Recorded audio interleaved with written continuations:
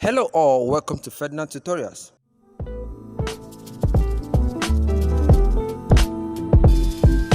Now in this video I want to be talking about earthen and concrete pond. So many videos have been watched, so many videos have been released by different persons about concrete pond and earthen pond. The one that is the best and the one that is the second to the best. But in this video, I'm not going to tell you to either choose earthen pond or concrete pond while rearing your fish. Rather, I'm going to be giving you the best reason on the best pond to choose to rear your fishes, depending on where you are or what you really want. Because there is an adage that says, giving people advice, it is not the best thing to do to them. Rather, give them options on the best thing to do. Rather, they will end up choosing what they truly want. So now we are talking about earthen pond and concrete pond. Based on recommendation for the best pond for you in setting up your fish farm, then you need to consider all the advantages and disadvantages of each of the type and then decide on which type is more suitable for you with regards to the level of fish farm you want to embark on. It's a good one. It's not easy making videos online and some people get frustrated, but Ferdinand tutorials here, I just hope I reach 1,000 subscribers as soon as possible. I want to reach it by 2022. I started making my videos since 2020, so I hope that by 2022 I should be able to sum up a total video that could give me 1k subscribers. It's one of my decisions, so I hope I reach that point. So help support me and we'll grow together. Please, 1k subscribers, 1,000 subscribers. It's a big dove. Yeah, I want to attempt high. Thank you all. If you know that you don't have access to a swampy area, then automatically go for a concrete pond.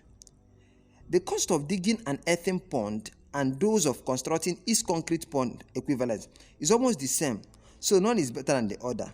On the long run, actually, it largely depends on what you really want and the management practices involved.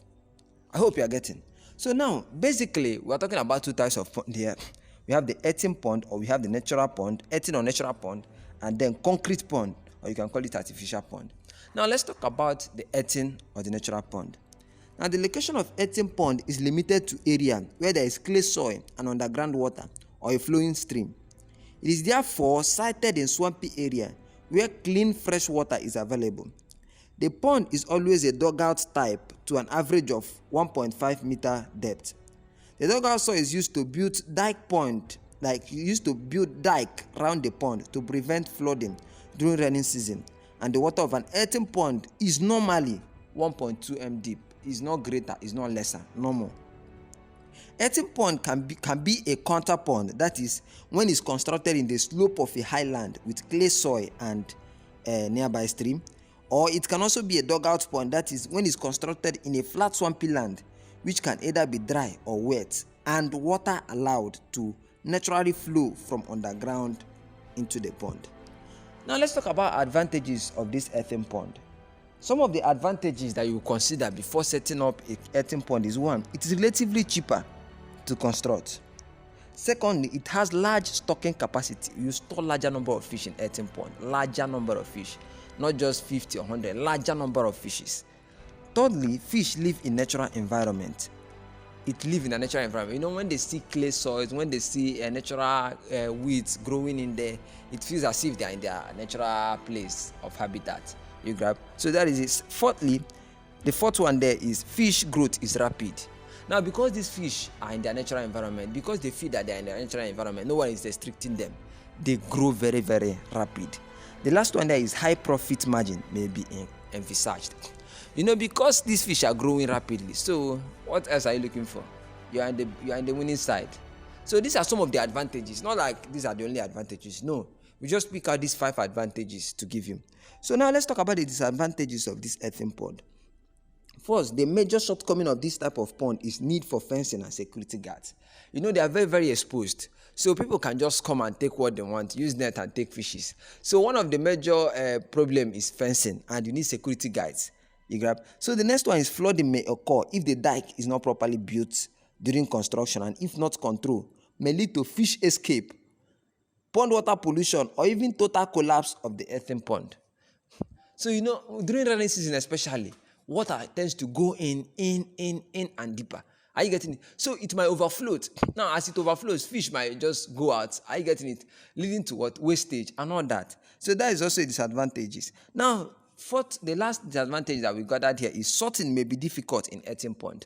Now, why do we say such? Remember that as a result of large number of fishes that are in this pond, so it will be difficult for you to say, okay, let me remove the water here. Even though you are using a machine to drain it out, let me remove the water here. You can't, maybe you put up to 1,000 fishes or 800 fishes in that pond. You begin to see that it might be difficult. It's not that it's not possible. It's possible, but it will be very, very difficult for you. So those are the disadvantages of earthen pond. Let's talk about concrete pond now. As the name implies, concrete ponds are constructed using cement, blocks, and aggregate of suitable ratio. Concrete pond can be classified in 3 different ways. I guess we can call that, we have stagnant pond, we have free flow concrete pond, and we have what? Water recirculatory concrete pond. So these are the 3 concrete pond that we have. We will not be explaining it. Let's just talk about the advantages and disadvantages, because that's the main reason why we are here. Because if we start explaining these types, it will take a lot of time, thereby shifting our focus to another thing. So let's talk about the advantages of this concrete pond. 1, it is easy to manage. Example, counting, sorting, sales, and other management practices. In the concrete pond, that is the pond where you come and you see someone, okay, I need a fish. You can just drain the water out and get a fish and give your customer. It is where you come and say, okay, I have 50 fishes or 70 fishes in this pond, so I can sort out. It is easier. Are you getting? The management practices is what? Very easy. Secondly, it is better for production of what? Fingerlings and juveniles.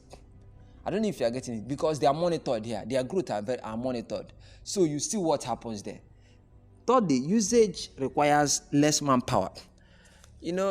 Concrete pond is not a pond whereby you come and you say, okay, I want to drain out the water, so I'll use a machine and drain the water. I want to fence it, I will get manpower to. I want to dig it. No, it requires what? Less manpower. It requires less manpower. It doesn't need you to stress yourself. The fourth one there is that predators can be kept away or easily controlled. Here, predators are controlled. Are you getting it? It's not just like it is in the ground, so predators can come and do. No. Here, predators are controlled in the sense that the farmer comes and see how everything is being done. Like, it is being controlled very, very well. The last one there is that growth of fishes can easily be monitored. This is the same thing we are talking about. Because the fishes are lesser, and because you can take out the water anytime you want easily. So you monitor when your fishes are growing or not. You regulate them. So that is it. Let's talk about the disadvantages of this concrete pond. Maintenance cost is very, very high. Maintaining this concrete pond is very high. The water, check how many times you change the water. Check the aerators that we buy. Are you getting it? Check the medicines, check things. Like, maintenance is costly, honestly. It is very costly. Building that pond, it is costly. Secondly, aerator is needed to boost oxygen level. The same thing I just said.